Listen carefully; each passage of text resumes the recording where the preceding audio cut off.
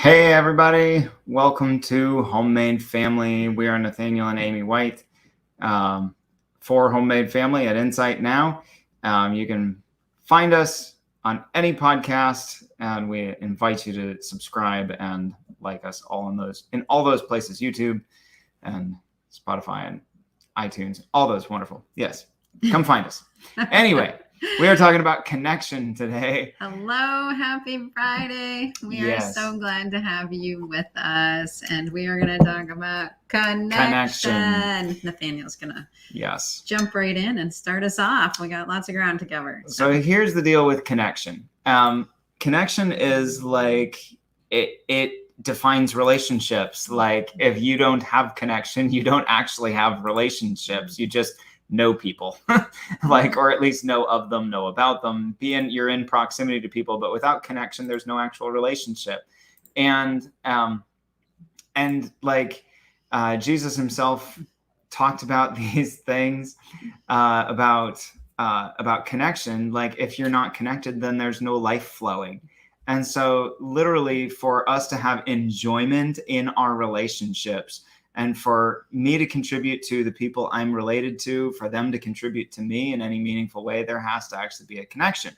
So how do you build connection? What do you do? How do you do this? And so here's what we've found. We have found that kind of the nature of life is that we tend to react to things that have already happened more than we live towards something that we can see as a potential future. Things that have already happened, they're more real, they're more concrete, they've got emotions attached to them in a much more real way than stuff that maybe might happen sometime in the future.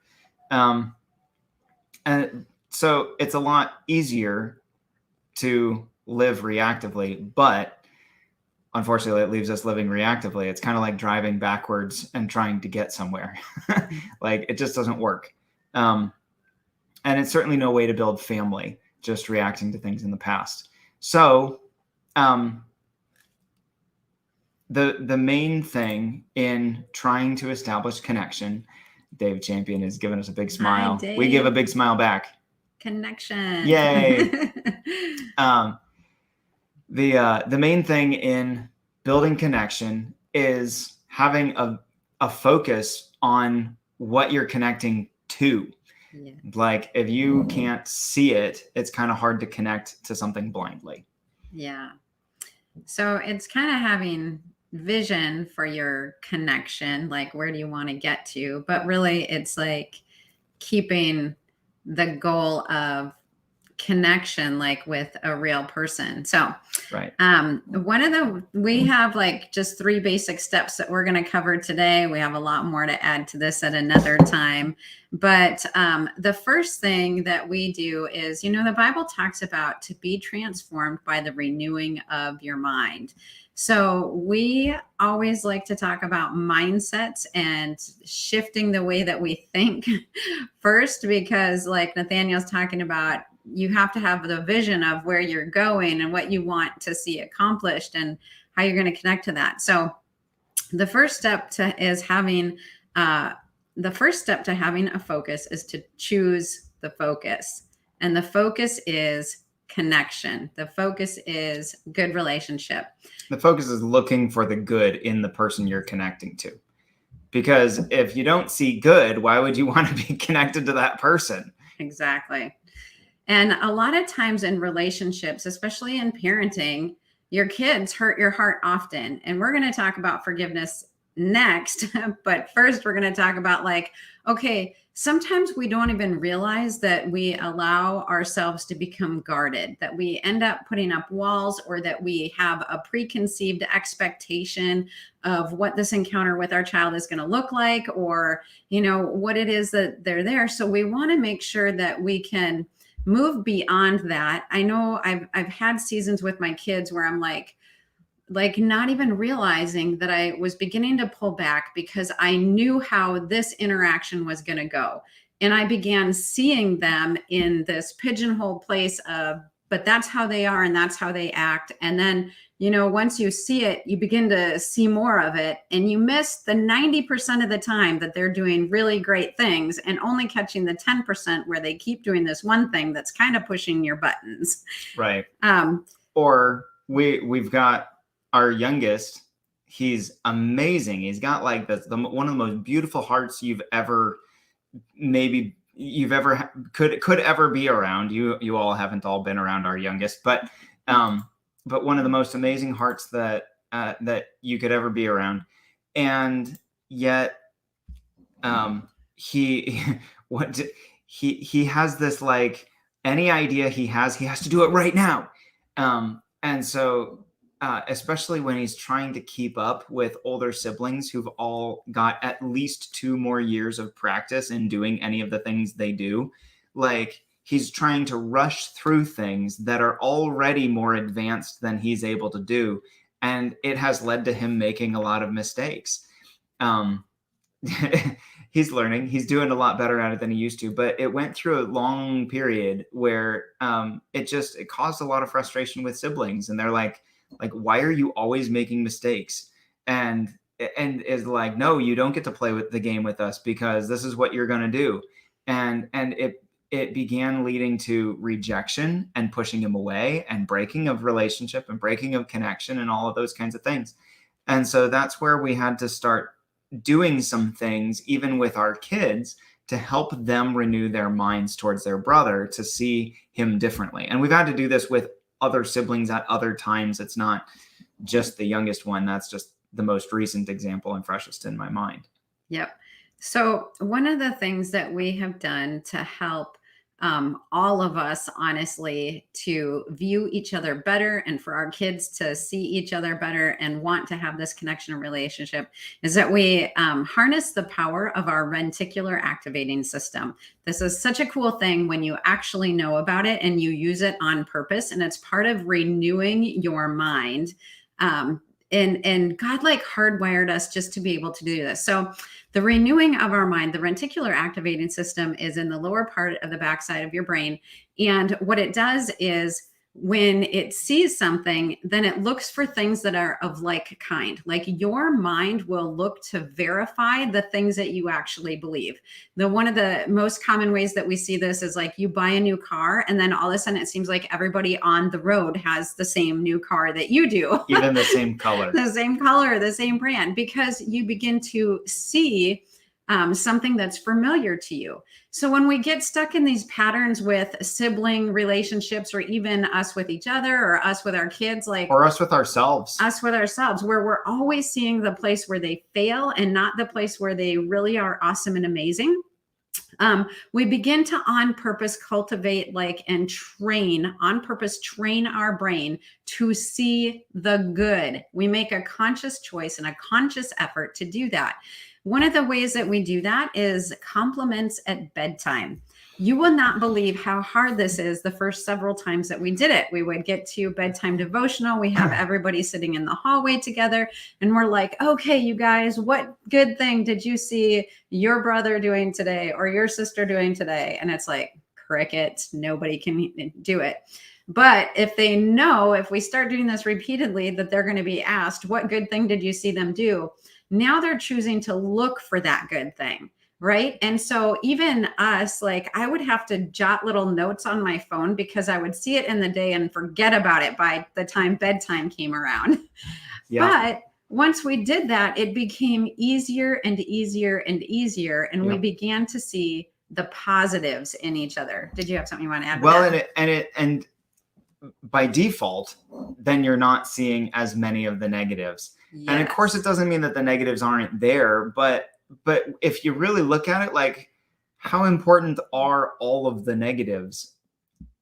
Most of these are not things that outweigh the good things that are happening, And so this isn't okay, it's kind of like picking your battles. You don't need to harp on every single mistake somebody makes, including yourself.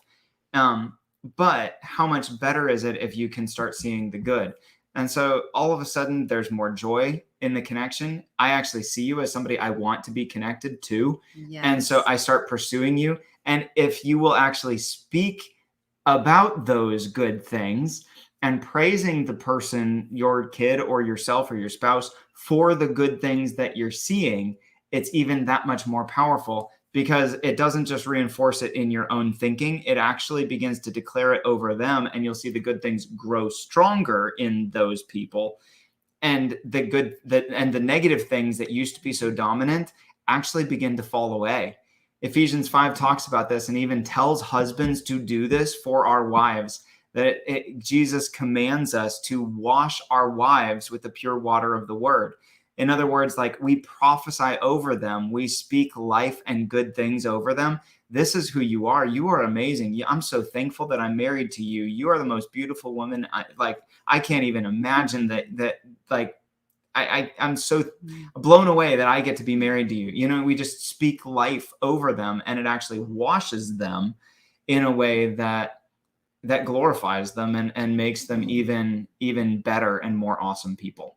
Yeah. And this calling out compliments at bedtime also does amazing things for the kids to want to do more good things too, because everybody, True. as they sit around at night, you know, They want to and get they complimented. want the compliments. And so they're then beginning to change to look for the ways that they can do more of what they do well. And a lot of the things that compliments happen are connection and relationally based. Like, you know, my brother chose to give me the last brownie, or, you know, they gave me the first turn on the Wii, or they, you know, it's like it helps to build the connection in the relationship, because not only then do we see the better things that they're doing, they actually begin to do more better things, and we get to see the more better things. So it's just this compounding goodness in connection and relationship when we actually take the time to sit at night and to give each other compliments. Yeah. Very much along the same lines is we do something which we had, it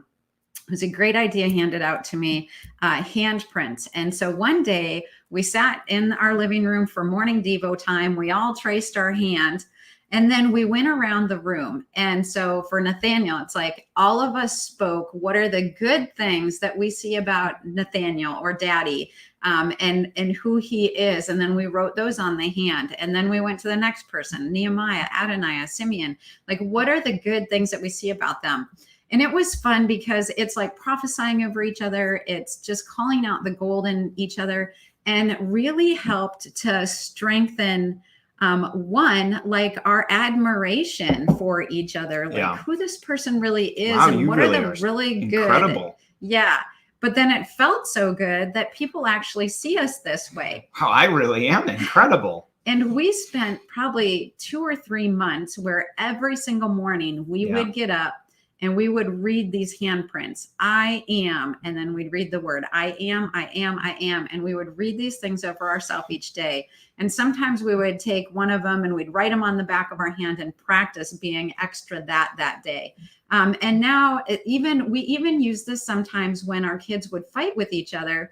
I just sit them at the table. I would hand them their handprints and I'd be like, read your handprint.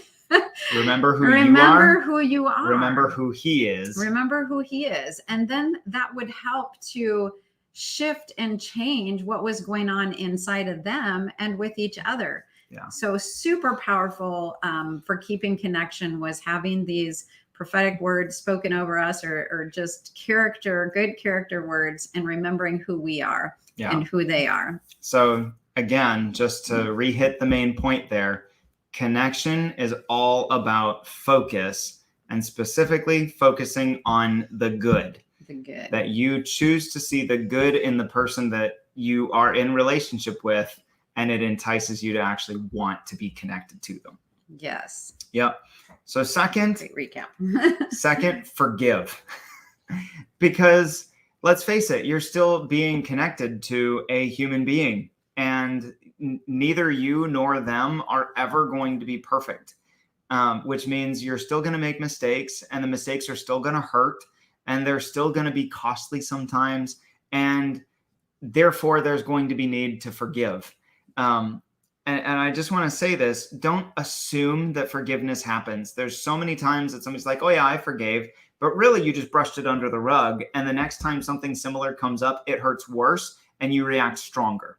And so you act like forgiveness is a real, genuine thing, and you actually need to do it intentionally. If you didn't actively do it, then it almost certainly didn't happen. Yeah. And forgiveness is not just parents forgiving their kids or your spouse. It's the kids forgiving each other from the heart. We talk about this often, for them to guard their heart. When we see that the kids are overreacting to each other, or having real issue, we will pull them aside and sit them down and talk to them about grudges that they may be holding on to, or a place where they've been wounded and hurt, and they've said they forgave, but really we can tell that they're not fully forgiven. And so, because somebody stepped a pinky toe across the line and they exploded on them. Right. And so teaching your kids to forgive deeply and from the heart. And honestly, keeping connection with our own kids along with forgiveness is apology. And how we often, I mean, if we know that we've hurt our kid's heart, or we handled something not right, we will come to them and we'll just say, hey, what I did wasn't right. I'm sorry I didn't, watch out for your heart. Like, will you please forgive me? And we model that a lot, the apology and the forgiveness. Yeah. So, can we just kind of like live demonstrate what that looks like? Sure. And then we just have a couple of notes on forgiveness, because sometimes people are like, I could never forgive. Like, hang on, don't jump to that conclusion yet. We got a few things to say about forgiveness that'll help soften it a bit. But so here's like practical demonstration. Here's what this looks like. This is what we sit our kids down on our lap, and we give them a script. We say, hey, Nehemiah, when you hit your brother, you hurt my heart. Like, it hurt me. And then Nehemiah says, I'm sorry, Dad. Please forgive me. Mm-hmm. And I say, I forgive you. And generally then there's some extra step of reconciliation, like there's hugging, or I'll bless them, something along those lines. But we've always, as the kids are reconciling with each other, we don't just let them get away with saying, I'm sorry. We make them say, please forgive me. And we make the other one respond, I forgive you. Mm-hmm. I think one extra step that I love to add, especially if I am in process of forgiving my kids, and sometimes like the child wrongs you, they say, Mom, I'm sorry. It's, I forgive you, and it's settled. But I will find sometimes later on that I'm being triggered again, like by the same thing, like, oh my gosh, they're always doing this. Right. And so I will sometimes, just even privately, just between me and the Lord, like, God, I choose to forgive my daughter for this, and I release her from owing me anything. And that place of releasing them from owing me anything often is the final shift that I need sometimes, because I know that still, like, I'm like, but I have this expectation and they didn't do this, and they, and I can feel that sometimes that's still the little thing that's still grabbing my heart. And when I release them finally from owing me anything, that's when I find the full freedom. And then that allows me to enter back into connection and relationship. Yeah, it's good. So here is what a lot of people say about forgiveness and why they have a hard time forgiving, is they think if I forgive, then that means I'm saying it was okay, or I'm somehow letting them off the hook. And actually, forgiveness does the opposite. Forgiveness says you did something that needs to be forgiven. In other words, there was a violation. Forgiveness is a declaration that what happened was not okay. And because it declares that what happened was not okay, it actually restores the standard for what's expected. Forgiveness restores the standard for what was expected. You hit your brother, that was not okay. But I choose to forgive you, And forgiveness restores the standard. It also restores them to a level of dignity, that is not who they are, that is not acceptable for them, but it elevates them and you and brings you back to a place of clean connection. So forgiveness declares that it wasn't okay. It restores the standard for what is okay. And then all in that same process, it helps draw boundaries around what is and is not okay. So for all of those reasons, forgiveness is really, really important. Also, forgiveness sets us free. It sets us free.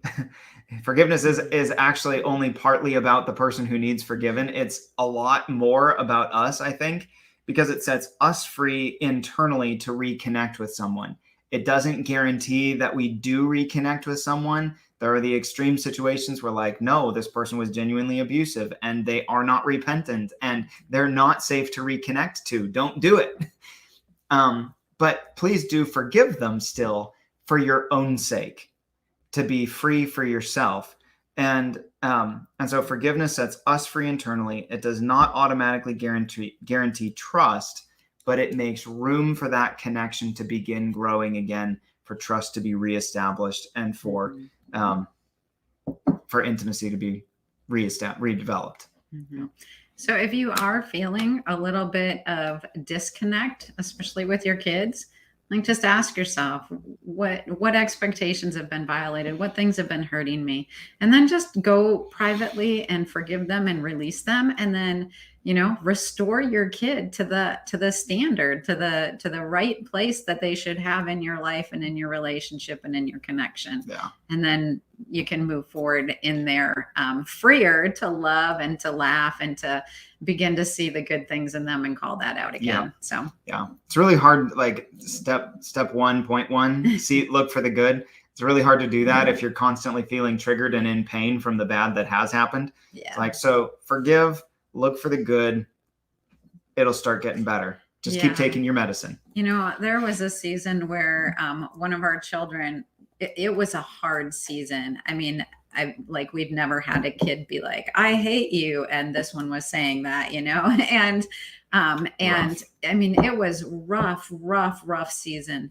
And I found myself, just wanting to shut down and wall off and treat him the way he was treating me and those things. And I did process that forgiveness, but then I took this a step further and I went back to that place of step one, choosing to see the good. And I actually sat down and pulled out my journal and I was like, what are the things that this child does well?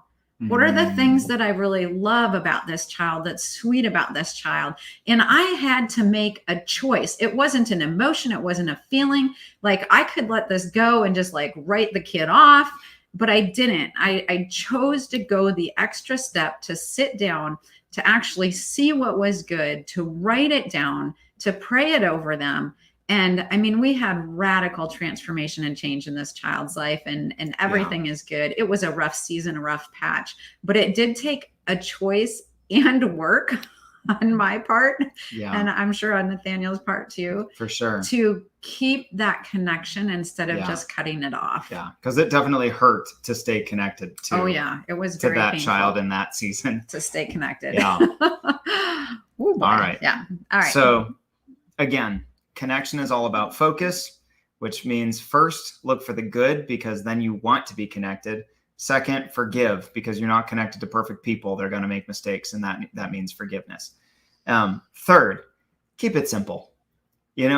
So many times we talk to people and they feel like in order to be connected or express love or whatever, it's got to be these really big things, like some, major vacation or a huge gift or wild celebrations. And, it's like, it just, those things are great. Don't get me wrong. We love traveling. We love taking the trips. We love doing big gifts. We love those things. But, just like in writing, you don't end every sentence with an exclamation point.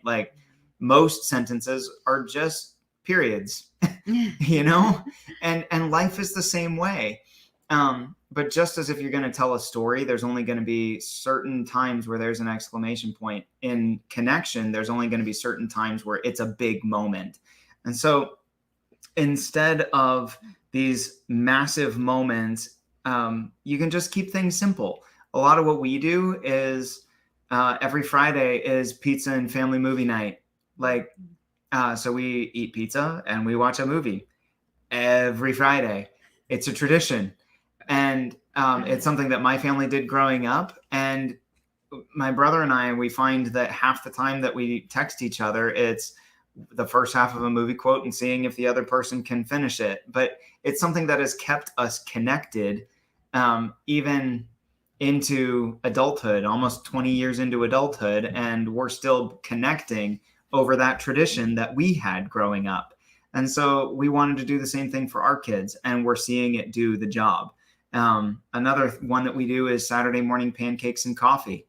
It's the one time a week we allow our kids to have coffee, and they don't let us miss it. If Amy sometimes is like, you know what, the pancakes, they're so unhealthy, we got to do something else. And they're like, no, this is totally the thing. It's a connection point. We've started after the family movie time, one of the kids gets to stay up with me. Most Friday nights, one of them gets to stay up with me. They pick the movie, and it's just them and me time, which is precious with 5 kids, that they get one-on-one time. They chose something. They didn't have to share, that kind of thing. These are simple things. What? Something else? Oh, yeah, I wrote this down, and this is a really, really, really simple thing. I almost always will do this, but the first time that I see a kid in the day, I make a point of walking out of my way, giving them a hug, and then going back to whatever I was on my way to do. It takes 20 seconds, but that first priority of my heart of showing them that I see them and I want them and they take priority in my life, it's huge. It really, really is huge. Yeah, just it's all the little touches throughout the day. But yeah, looking at those real key times of day, which is first thing in the morning, right before bed at night, when the kids come home from school, trying to have one meal a day. It's like we said, connection doesn't have to be these big elaborate things. It can just be the simple things. And sometimes I will, like, on purpose be like, hey, I haven't had my morning hug from you yet. And then we go to give it to them, but I actually call it out because it does something more than just, hey, it's mom giving me a hug. It's actually like planting a seed in their brain too. Like, oh, I got to give my mom my morning hug, and so then it makes it go both ways. And then, bedtime, we have this, what I call like the hug train. Nathaniel and I both sit against a wall, and the kids like just rotate through, and they give dad a hug, they give me a hug, but some kids linger longer. And so, like, there's usually 3 or 4 kids in line waiting on somebody's lap to give them the bedtime hug. And then we go into their room and tuck them each in separately, so that we can have that moment of small connection. Nathaniel often gets into very deep conversations. I keep it a little shorter because usually by that time I'm halfway falling asleep. Crashing. But it is just that, I'm going to come to your bed. I'm going to tell you how much I love you, how special you are, how smart you are. I ask him, like, what's the highlight of your day? And then we just hug and say goodnight, but Right. It's that final little piece of connection. And then that's where we leave them. Yeah. And so that's a huge piece of just like, that's what they get to sleep on. I'm seen, I'm heard, I'm loved. Yeah, it's great. Keeps the connection and the communication flowing, and makes for great family life. Yes. And one of the amazing fruits that we see from this is that they do this to each other now too. It's true. They're like, oh, I got to give you my morning hug. They walk around and give somebody a hug, or at bedtime they hug each other, and it just makes for a lot of life, a lot of joy, a lot of connection. Yep. So again, that's what we're after. So just again, the quick recap: building connection. It's all about focus, choosing what you focus on and what are you connecting to. So you're looking for the good, you're forgiving what's not been good, and you're keeping it simple, because a lot of times that it's the steady, simple things over time. It's not the big exclamation point moments. So bless you guys. Thank you so much for Thanks joining for joining us. And we will talk to you again next week. Yep. Blessings on your connections and relationship. I'm just going to pray real quick, close us out.